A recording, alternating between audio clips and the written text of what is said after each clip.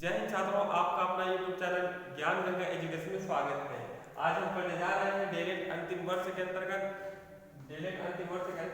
आधुनिक विश्व के संदर्भ में भारतीय शिक्षा, ये है आपका विषय। इसी के अंतर्गत कल हमने देखा पार्ट 1 को, आज देखेंगे पार्ट 2 को। पार्ट 2 के अंतर्गत आधुनिक विश्व में कृषि।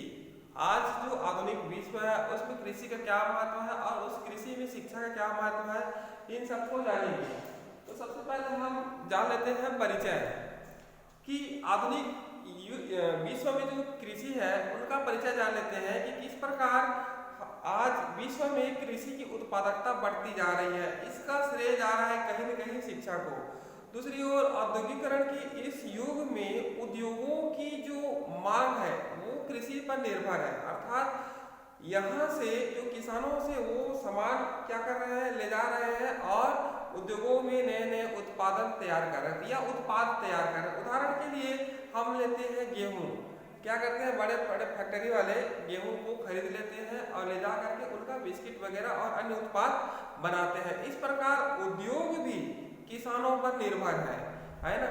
और कहीं ना कहीं आज की जो किसान है वो अपनी निर्भरता को और क्या कर रहे हैं, बढ़ा रहे हैं। इसके लिए कृषि के यंत्रों में सुधार कर रहे हैं ताकि कृषि के क्षेत्र में और ज्यादा उत्पादन हो सके। इसी को मद्देनजर ध्यान में रखते हुए आज किसानों को और नई नई तकनीकों की शिक्षा की आवश्यकता है ताकि किसानों की उत्पादन क्षमता को बढ़ाया जा सके। और अनेक देश की सरकारें भी किसानों पर कार्य कर रही है। उसी प्रकार भारत देश की किसान की निर्भरता मशीनों पर आ गई है। आज पहले हम परंपरागत साधन से किसानी करते थे, खेती करते थे और अनेक प्रकार के उत्पाद तैयार करते थे, लेकिन आज किसान क्या कर रहे हैं, नए नए मशीनों का उपयोग करके उत्पादन क्षमता बढ़ा रहे हैं। चाहे वो कृषि के क्षेत्र में हो, मछली पालन हो, अन्य और उत्पादन हो, उन सभी क्षेत्रों में किसान मशीनों का अत्यधिक उपयोग करके या कहें रासायनिक खाद का उपयोग करके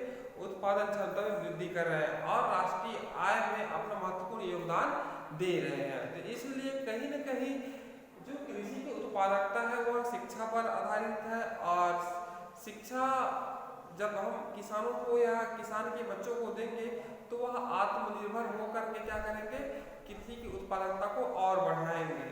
इसी को ध्यान में रखते हुए बहुत से ऐसे किसान हैं जहां पर उत्पादन क्षमता नहीं हो पा रही, वो शहरों की ओर आकर पलायन कर रहे हैं, है ना। शहरों की ओर इसलिए पलायन कर रहे हैं ताकि शहर में जा करके वह अपना जीवन यापन और सुदृढ़ या मजबूत कर सके। और आज देखिए तो बहुत से ऐसे रासायनिक खाद है किसानों के लिए जो महंगे हो गए। महंगे होने के कारण किसानों की पहुंच नहीं हो पा रही है, जिस कारण किसानों को सही उत्पादन नहीं मिल पा रहे। इसलिए खाद है, रासायनिक खाद जैसे यूरिया, डीएपी, इन सब की उत्पाद क्या बोलते हैं, रेट अर्थात महंगा हो गया है। जितनी भी दवाई है वो भी महंगा हो गया है, जिससे किसान उनका सही उपयोग नहीं कर पा रहे हैं। तो इस प्रकार है ये परिचय आधुनिक विश्व में कृषि। आइए हम जानते हैं पारंपरिक खेती और आधुनिक खेती में फर्क। ये है पारंपरिक खेती और आधुनिक खेती में अंतर। तो पहले हम पुस्तक के माध्यम से समझते हैं, फिर और इन्हीं में से तोड़ कर निकाले हैं उसको समझने का प्रयास करते हैं। पूरे विश्व में खेती के तरीकों व उस पर निर्भर समाजों में भारी भिन्नता रही है। कहीं पहाड़ी व जंगली के इलाकों में आदिवासी समुदाय अस्थायी कृषि के साथ शिकार व कंदमूल फल संग्रह करके जीवन यापन करते हैं, तो कहीं पहाड़ों व जंगलों में ही बहुत बड़े पैमाने में बागानी खेती होती है, जिसमें चाय, रबड़ जैसी फसलें अंतर्राष्ट्रीय बाजार के लिए उगाई जाती है। या फिर किसान पहाड़ी ढलानों पर सीढ़ी नुमा खेत बनाकर अपने लिए अनाज व चारा उगाते हैं। दूसरी तरफ मैदानों व पठारों पर भी बहुत भिन्न तरह की खेती होती है। भारत जैसे देशों में ज़्यादातर खेती छोटे या मध्यम दर्जे के किसान करते हैं, जबकि अमेरिका या यूरोप के देशों में बड़ी बड़ी कंपनियां कई वर्ग किलोमीटर वाले फार्मों में खेती करते हैं। यहाँ हम मुख्य रूप से आधुनिक समय की खेती के कुछ सामान्य बातों पर चर्चा करेंगे। तो देखिए, पूरे विश्व में खेती के तरीकों व उस पर निर्भर समाजों में भारी भिन्नता रही है। अर्थात कहने का तात्पर्य यह है कि पूरे भारत में कहें या पूरे विश्व में कहें तो अधिकतर जो किसान हैं पूरे, जैसे भारत में कम से कम 85 या 80% ऐसे किसान हैं, ऐसे लोग हैं जो किसानी करते हैं, है ना, किसानी करते हैं और वह किसानों खेती पर निर्भर है।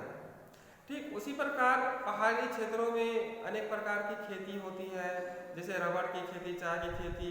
कुछ ऐसी खेती होती है जो अंतर्राष्ट्रीय बाजार में बहुत बड़ा अपना बहुत बड़ा अपना योगदान देती है। साथ ही साथ कुछ ऐसे मतलब खेती है जो ऐसे पठारी मैदान में होते हैं, उनका भी अपना योगदान है अंतर्राष्ट्रीय बाजार में या राष्ट्रीय बाजार में। और बहुत से ऐसे पहाड़ी क्षेत्रों में सीढ़ी नुमा खेती होती है। सीढ़ी नुमा खेती के माध्यम से वो लोग खेती करते हैं और अपना जीवन यापन करते हैं।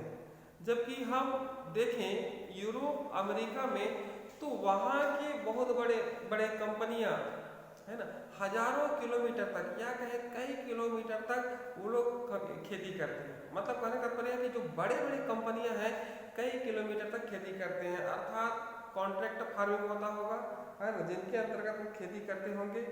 यहाँ हम मुख्य रूप से आधुनिक समय की खेती की कुछ सामान्य बातों पर चर्चा करेंगे, है ना। तो खेती की सामान्य बातों पर चर्चा करते हैं। आइए, 18वीं शताब्दी के पहले पूरी दुनिया में ज्यादातर लोग खेती के सहारे अपना जीवन यापन करते थे और गांव में ही रहते थे। पुराने समय में खेती महज अन्न उत्पादन का एक साधन ही नहीं बल्कि एक जीवन शैली रही जो किसानी की गृहस्थी पर आधारित थी। इसमें कहा रहा है कि 18वीं शताब्दी के अंतर्गत अधिकतर किसान खेती करते थे, है ना, और वह अपना जीवन यापन व्यतीत करते थे। इस प्रकार वह कृषि पर ज्यादा निर्भर हुआ करते थे। समूचे ग्रामीण समाज और संस्कृति किसान और खेती के इर्द गिर्द चलती थी। ग्रामीण समाज हर पहलू, चाहे वह गृह निर्माण हो या पर्व उत्सव हो, खेती के आधार पर होता था, है ना। बहुत से ऐसे पर्व हैं जो ग्रामीण क्षेत्रों में होती है ना, जैसे कि छत्तीसगढ़ में होती है हरियाली तिहार, जिसको हरियाली तिहार के नाम से भी जाना जाता है ना। इस समय जो हल होता है उसको धोते हैं, धोने के साथ साथ उनकी पूजा वगैरह करते हैं और यह खेती से जुड़ा हुआ है, यह खेती से जुड़ा। ठीक इसी प्रकार भारत या विश्व के अलग अलग हिस्सों में जो पर्व होता है उसको कहीं न कहीं खेती से जोड़कर देखा जाता है।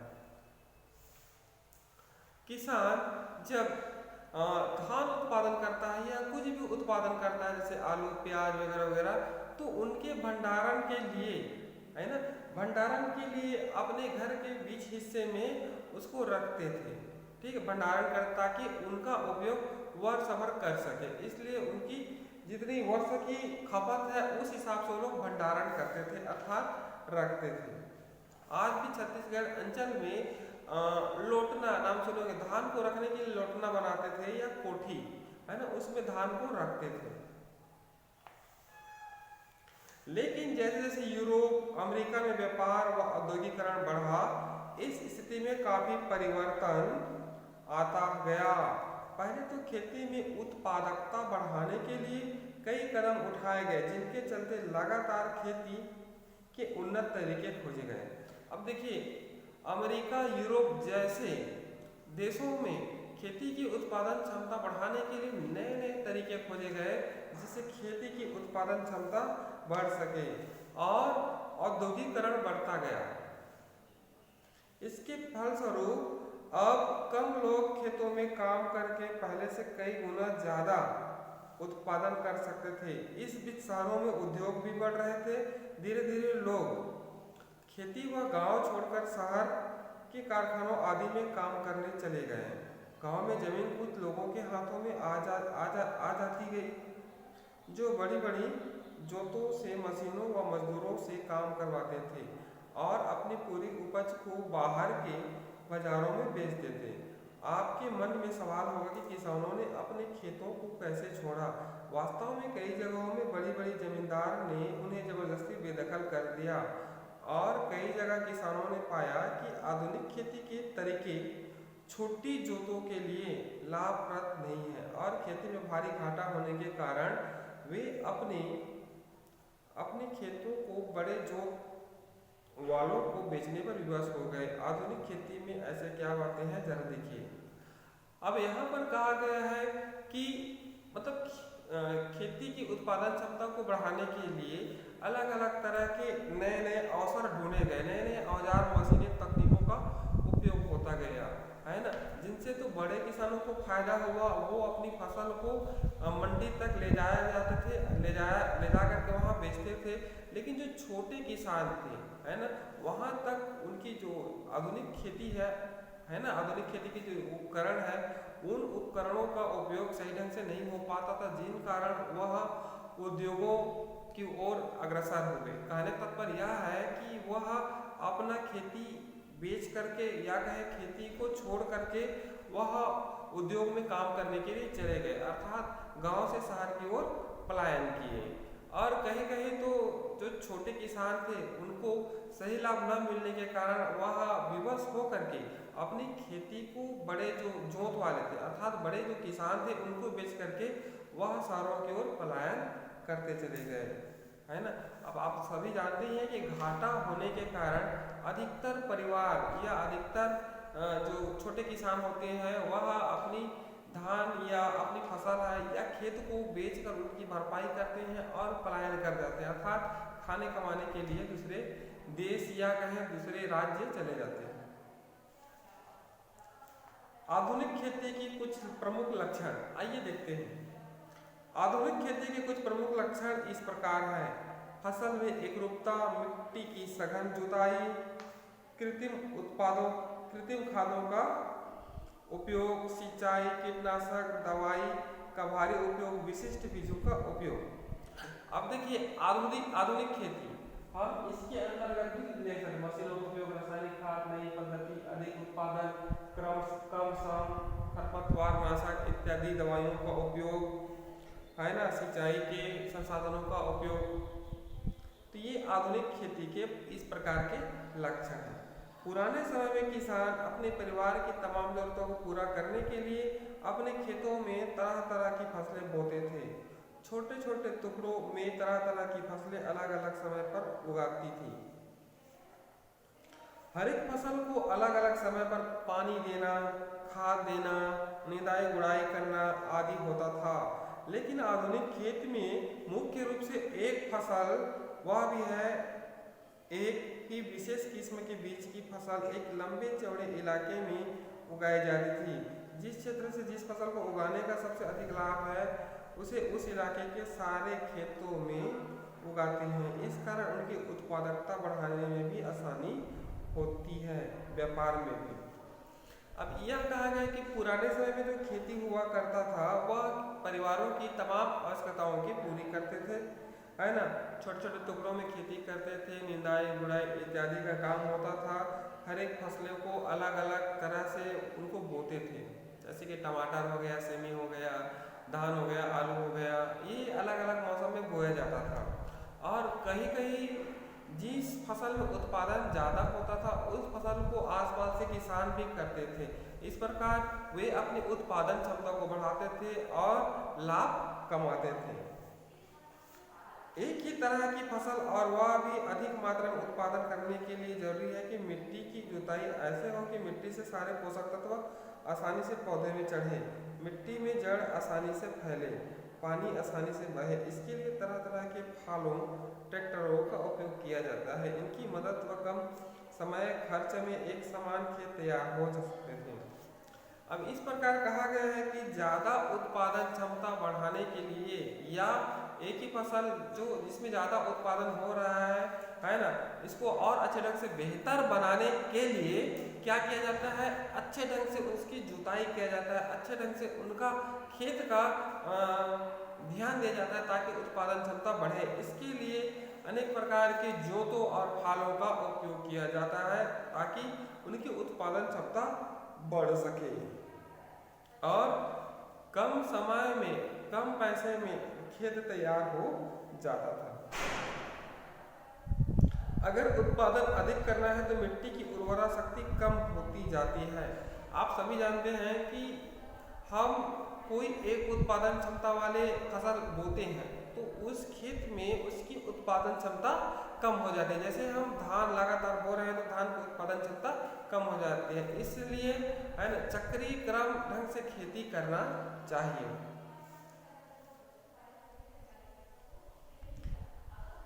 लगातार कृत्रिम खादों का उपयोग किया जाता है जो मुख्य रूप से रासायनिक खाद्य पदार्थों से बनाई जाती है। अगर पूरे क्षेत्र में एक सी फसल उगाना है तो यह भी सुनिश्चित करना होगा कि सब जगह पर्याप्त नमी हो। केवल प्राकृतिक वर्षा पर निर्भर नहीं हो सकते, भारी मात्रा में सिंचाई की कृत्रिम व्यवस्था करनी होती है जिसके लिए तहत भूजल का दोहन बढ़ता है या बड़े जलाशयों में वर्षा के पानी का संचयन करके नहरों के माध्यम से खेतों तक पहुंचना होता है। अब यहाँ पर कहा गया है कि अगर पूरे क्षेत्र में एक ही फसल उगाने से हमें यह सुनिश्चित करना होगा कि उस क्षेत्र में पर्याप्त नमी है कि नहीं है। हमें केवल वर्षा के जल पर निर्भर नहीं होना है, इसके लिए कृत्रिम सिंचाई के साधन को हमें ढूंढना होगा। इसके लिए हम भूजल है ना, भूजल अर्थात जो पृथ्वी के अंदर से ट्यूबवेल से बाहर निकालते हैं उनको अत्यधिक दोहन बढ़ते जा रहा है। साथ ही साथ दूसरी तरफ हम जो जलाशय है उनका उपयोग करके सिंचाई में काम ले सकते हैं और वर्षा की जो निर्भरता है उनको दूर कर सकते हैं। जब किसी बड़े क्षेत्र में एक ही फसल उगाते हैं तो यह पूरी फसल खास तरह की बीमारी या कीड़ों की शिकार हो सकती है। इसे नियंत्रित करने के लिए विशेष कीटनाशकों का उपयोग जरूरी है। अब देखिए, हम एक ही फसल उगा रहे हैं ना, जैसे धान लगा रहे हैं, गन्ना लगा रहे हैं या कोई भी फसल उगा रहे हैं, तो एक ही फसल लगाने से बीमारी की जो बीमारी ज़्यादा उसमें होती है ना। तो इसके लिए हम रासायनिक खाद या रासायनिक जो दवाई है, कीटनाशक है, उनका उपयोग करते हैं। आधुनिक खेती में ऐसे बीजों के चयन पर जोर है जो आधुनिक उत्पादन दे और एक खास गुण की फसल पैदा करे। ऐसे बीज बने जो तमाम बीमारियों से बच सके। चयन द्वारा अथवा सूक्ष्म जीवाणु विज्ञान के माध्यम से बीजों के गुणसूत्रों को बदलकर भी ऐसे बीजों को तैयार किया जाता है। यह काम विशेष प्रयोगशालाओं में तथा विशेष बीज फार्मों में कंपनियों द्वारा किया जाता है। देखिए, आधुनिक खेती के अंतर्गत हम बीजों का क्या किया जाता है, चयन किया जाता है कि कौन सा बीज बोएं कि उत्पादन क्षमता ज़्यादा हो। इसके लिए हम अधिकतर बीजों का क्या करते हैं, संकरण करते हैं या यह बड़े प्रयोगशालाओं में संपन्न होता है। कहने का तात्पर्य यह है कि हम उत्पादन क्षमता बढ़ाने के लिए हाइब्रिड बीज का क्या करते हैं, चयन करते हैं और यह प्रयोगशालाओं में क्या होता है, संपन्न होता है कि किस प्रकार हाइब्रिड बन सकता है। इसके लिए उनके गुणसूत्रों को बदला जाता है। उपरोक्त बातों से यह स्पष्ट हो गया कि आधुनिक खेती में आधुनिक विज्ञान का अत्यधिक उपयोग है, चाहे वह मशीन के निर्माण हो, खाद, दवा, बीज हो या बांधों के निर्माण में। दूसरा यह कि इनमें लगातार बदलाव आता रहता है, नित नए नए तरीके खोजे जाते हैं। तीसरा यह कि सारी चीज़ों को किसान बाजार में खरीद कर उपयोग करता है, यानी किसान आज केवल अपने घरेलू साधन के आधार पर खेती नहीं करता है, उसे हर कड़ी पर बाजार से सामान खरीदना पड़ता है और उसके बदले अपनी फसल को बेचकर पैसा कमाना पड़ता है। अब यहाँ पर कहा है कि इन उपरोक्त बातों से हमें स्पष्ट होता है कि आधुनिक खेती के अंतर्गत हम वैज्ञानिक तरीके से अनेक प्रकार के संसाधनों का उपयोग करते हैं। खेती के लिए मशीन, रासायनिक खाद, बीज है ना, इन सब का हम भारी मात्रा में उपयोग करते हैं और लगातार हम खेती में उत्पादन क्षमता को बढ़ाते हैं। और क्या करता है, उत्पादन क्षमता बढ़ने के पश्चात किसान अपने बीज को अपने जो फसल तैयार होता है उसको बेच करके वहां से क्या लेता है और नए नए सामान या उपकरण लेता है। आइए चलते हैं नेक्स्ट। तो थोड़ा सा समझने का प्रयास करते हैं। अंतर पूछा गया है तो हमें 5 नंबर 3 नंबर का जो प्रश्न आता है, जब हम उसमें अंतर लिखना है तो पुस्तक में थोड़ा सा कठिन ढंग से दे दिया है, तो हमें इस प्रकार से अंतर तैयार करना होगा। पुरानी जो पारंपरिक खेती हुआ करती थी उसमें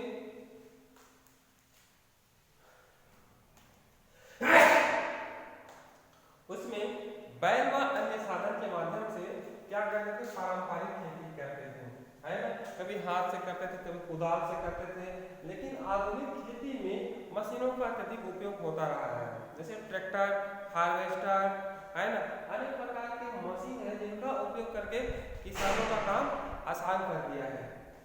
दूसरा है प्राकृतिक खाद।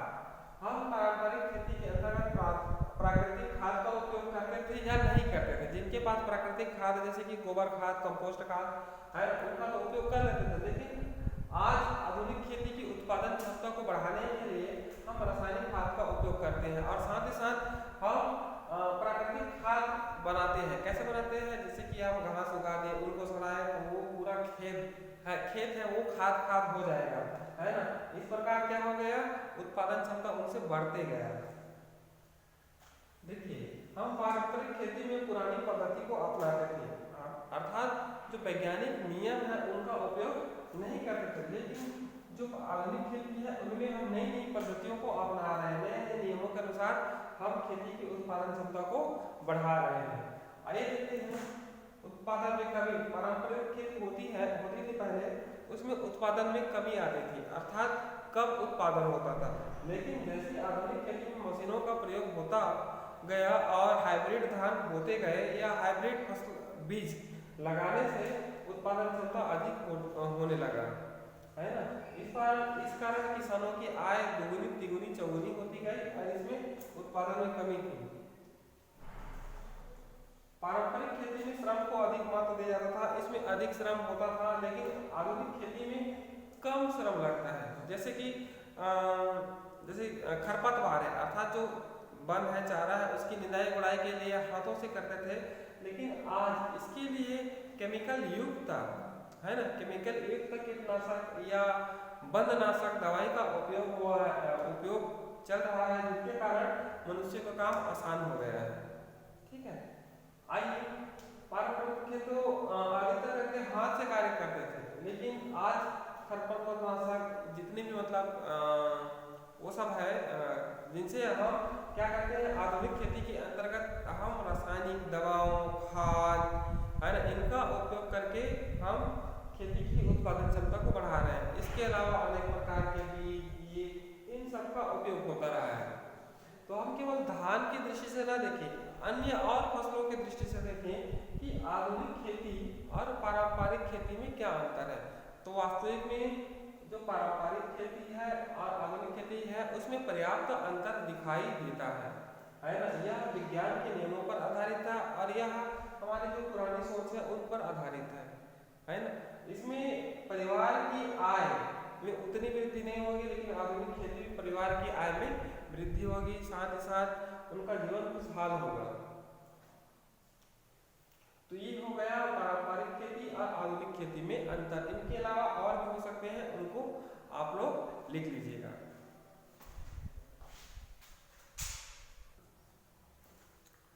आइए जानते हैं किसान आज बाजार पर किस तरह से निर्भर है। तो अनाज उगाना जितना जटिल हो गया है, लगभग उतना ही जटिल उसे बेचना भी हो गया है। कृषि उपज की मूल्य अंतर्राष्ट्रीय बाजारों में तय होते हैं, अर्थात जो खेत से या कृषि से जो उपज तैयार होता है वह अंतर्राष्ट्रीय बाजार में उनका मूल्य निर्धारित होता है कि उनके उत्पाद का मूल्य क्या होगा। उन पर बड़े बड़े व्यापारी और बड़े बड़े कंपनियों का नियंत्रण होता है। अनाज के खरीद फरोख्त में सट्टा बाजार से लेकर बैंकों, कारखानों व सरकार की भूमिका है। अनाज का संधारण, सफाई, तौलना, पैकिंग और परिवहन भी काफी जटिल होता जा रहा है। एक सफल किसान के लिए आज अनिवार्य हो गया है कि वह इन सब बातों को जाने और उनका विश्लेषण करते हुए अपना काम काज चलाए। तो देखिए, सबसे पहले तो ये किसान की जो उपज तैयार होता है या कृषि से जो उपज तैयार होता है वो अंतरराष्ट्रीय, ठीक है, अंतरराष्ट्रीय बाजार में मूल्य निर्धारित होता है, ठीक है, अंतरराष्ट्रीय बाजार में मूल्य निर्धारित होता है। इस पर जो व्यापारी है, व्यापारी और उद्योगपति, उनका नियंत्रण होता है ना। वह निर्धारित करते हैं कि किस प्रकार से उनका किसान की उपज का मूल्य होगा। तो इस प्रकार इन परेशानियों से होता है, गुजरता है। इनके साथ साथ और अनेक प्रकार की सिलाई, साफ सफाई है ना, उसको अच्छे से रखना है ना, संधारण करना, सुखाना, इन सारी व्यवस्था किसान ही करता है। तो यहाँ पर कहा है किसान आज बाजार पर किस किस तरह से निर्भर है। तो हम साधारण सी भाषा में समझने का प्रयास करते हैं। जैसे हमने धान उगाया, धान उगाने के पश्चात उनको काटने के पश्चात काटे है ना, उसके बाद हम उनका मिसाई किया, मिसाई करने के पश्चात क्या किया, उनको सुखा करके हम मंडी में ले गए, है ना, मंडी में ले गए। मंडी में मूल्य निर्धारित है 1850 में, 1850 मूल्य निर्धारित है, ठीक है।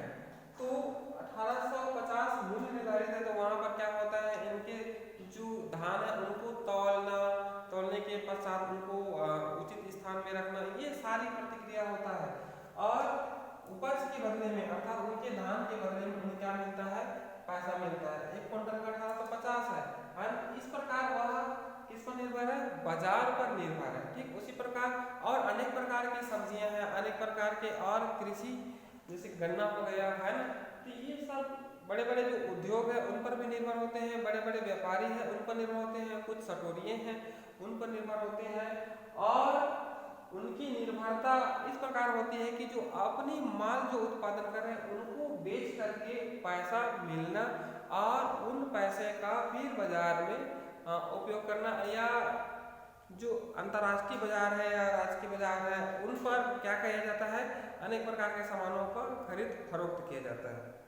अब जैसे मैंने धान बेच लिया 1850 में, मुझे पैसा मिल गया, तो वह पैसा मेरे पास थोड़ी रहेगा, और मैं कुछ कुछ सामान लूँगा, या जिससे मैं कर्ज लिया हूँ या जिनसे मैं सामान लिया हूँ उनका पैसा दूंगा, तो कुल मिलाकर के ये बराबर हो जाता है, कुछ लाभ मिलता है ना, पूरा तो लाभ नहीं मिलता। तो इस प्रकार कह सकते हैं कि जो किसान उत्पादन कर रहा है उस उत्पादन का विशेष महत्व है। तो किसान आज बाजार पर किस तरह से निर्भर है, इस तरह से निर्भर है। साथ ही जो छोटे किसान हैं तो वो तो मंडी वगैरह बेच नहीं पाते, तो इसलिए वो क्या करते हैं, वो छोटे व्यापारी को या बड़े व्यापारी को बेच देती है और उनका लाभ हो जाता है। इस प्रकार से निर्भर होते हैं। या कहें अगर स्वयं बेचना चाहते हैं तो वो स्वयं जा करके घूम घूम कर भी बेच सकते हैं, तो ये होता है। लेकिन ये सब छोटे किसानों के लिए है, ठीक है। इनके अलावा किसान यह चाहता है कि जो कृषि के औजार है, कृषि के बीज है, कृषि के रासायनिक खाद है ना, इन सब का जो सामान है ना, सस्ते दाम में मिले, तो उनके जो उत्पादन हो रहा है, जैसे धान उत्पादन हो रहा है, वो 1850 में ना दे करके कम में बिके, है ना। किसान यह भी चाहता है। लेकिन अब देखिए कृषि यंत्रों का अधिक दाम है, कृषि यंत्रों का बहुत ज़्यादा दाम है, रासायनिक खादों का अधिक दाम है, और अनेक प्रकार के जो बीज है उनके अधिक दाम होने के कारण किसान क्या करेगा, वो घाटा में तो नहीं बेचेगा, वह क्या करेगा, उनका दाम बढ़ाएगा, इनका जो अनाज उत्पादन कर रहा है। तो इसलिए वह बाजार पर निर्भर है। तो ये हो गया किसान आज बाजार पर इस तरह से निर्भर है। आइए चलते हैं नेक्स्ट।